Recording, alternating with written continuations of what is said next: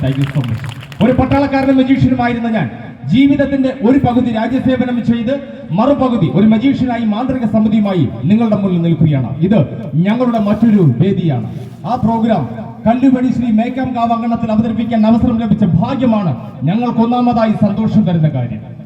മറ്റൊരു കാര്യം, ഞങ്ങളുടെ വന്നതിന് ശേഷം കണ്ടറിഞ്ഞ കാര്യമാണ്, നല്ലതിനെ നല്ലതായും ചീത്തയെ ചീത്തയായും കണ്ട് പ്രതികരിക്കുന്ന കല്ലുവടി നിവാസികളോട് നിറഞ്ഞ സദസ്സാണ് സന്തോഷം തരുന്ന മറ്റൊരു കാര്യം.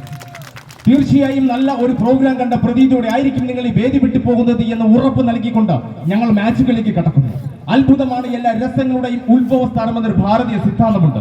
നാം അത്ഭുതം കാണുമ്പോൾ നമുക്ക് ചിത്തവിസ്താരം ഉണ്ടാകുന്നു. നമ്മുടെ ചിത്തം വിസ്തൃതമാകുമ്പോൾ നാം കുഞ്ഞുങ്ങളെ പോലെ ആകുന്നു, വീണ്ടും വീണ്ടും അത്ഭുതങ്ങൾ കാണാൻ കൊതിക്കുന്നു എന്ന് പറയാറുണ്ട്. അതുകൊണ്ട് തന്നെയാണ് പുരാണ ഗ്രന്ഥങ്ങളിൽ നിരവധി അത്ഭുത കഥാപാത്രങ്ങൾ എഴുതി ചേർക്കപ്പെട്ടിട്ടുള്ളത്. അഗ്നിയിൽ താമരയായി വിടർന്ന സീത, രണ്ടായി പിളർന്നിട്ടും സ്വയം ഒന്നു ചേർന്ന ജരാസന്ധൻ, ഈരേഴ് 14 ലോകവും തന്റെ ഉണ്ണിവായിലൊതുക്കിയ ശ്രീകൃഷ്ണൻ, ആഴിക്കുമേലെ നടന്നു കാണിച്ച ക്രിസ്തു, വടിയെ പാമ്പാക്കി മാറ്റിയ മൂസ നബി, ഇങ്ങനെ നീണ്ടുപോകുന്ന പുരാണത്തിൽ അത്ഭുത കഥാപാത്രങ്ങൾ. ഭാരതത്തിലെ അത്ഭുതങ്ങൾ ആദ്യകാലങ്ങളിൽ തെരുവോരങ്ങളിലും പിന്നെ രാജസദസ്സുകളിലുമാണ് ഉണ്ടായിരുന്നത്. പുരാണത്തിൽ ഏറ്റവും അധികം അത്ഭുതങ്ങൾ കാട്ടിയിരുന്നത് ഇന്ദ്രനായിരുന്നു. ഇന്ദ്രന്റെ ജാലം എന്ന അർത്ഥത്തിലാണ് ഭാരതത്തിലെ അത്ഭുതങ്ങൾക്ക് ഇന്ദ്രജാലം എന്ന പേര് കൈവന്നത്. 5-ാം നൂറ്റാണ്ടിൽ ഈജിപ്തിൽ ജീവിച്ചിരുന്ന ആദർ രാജാവിന്റെ കൊട്ടാരം മാന്ത്രികനായിരുന്ന മെർലിനായിരുന്നു മാന്ത്രികശാസ്ത്രത്തിന്റെ പിതാവ് എന്നറിയപ്പെടുന്നത്. അതിനുശേഷം David Copperfield, Harry Houdini, David Blaine തുടങ്ങിയ അതിപ്രഗത്ഭരായ മാന്ത്രികർ മാജിക്കിന് പലതരത്തിലുള്ള രൂപവും ഭാവവും നൽകിയവരിൽ പ്രമുഖരായിരുന്നു.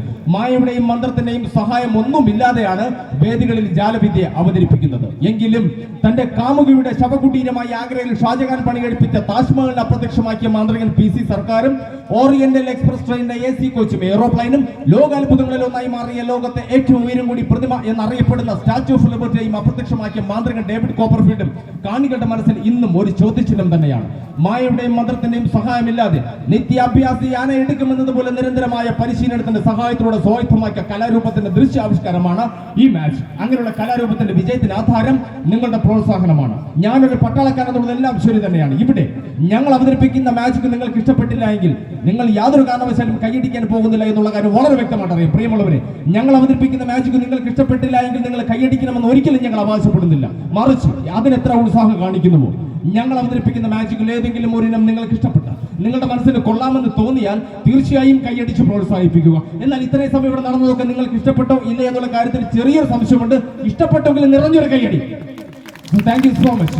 ഈ പ്രോഗ്രാമിലുടനീളം നിരവധി തവണ കൈയടിക്കുന്ന അവസരം ഞങ്ങൾ നിങ്ങൾക്ക് ഒരുക്കി തരുമെന്ന് ഉറപ്പ് നൽകിക്കൊണ്ട് അടുത്ത മാച്ചിലേക്ക് കടക്കുന്നു. ഗൾഫ് നാടുകളിലെ മാന്ത്രികർ പോലും ഒരു നിമിഷം ചിന്തിച്ചു പോരുന്നൊരിനം.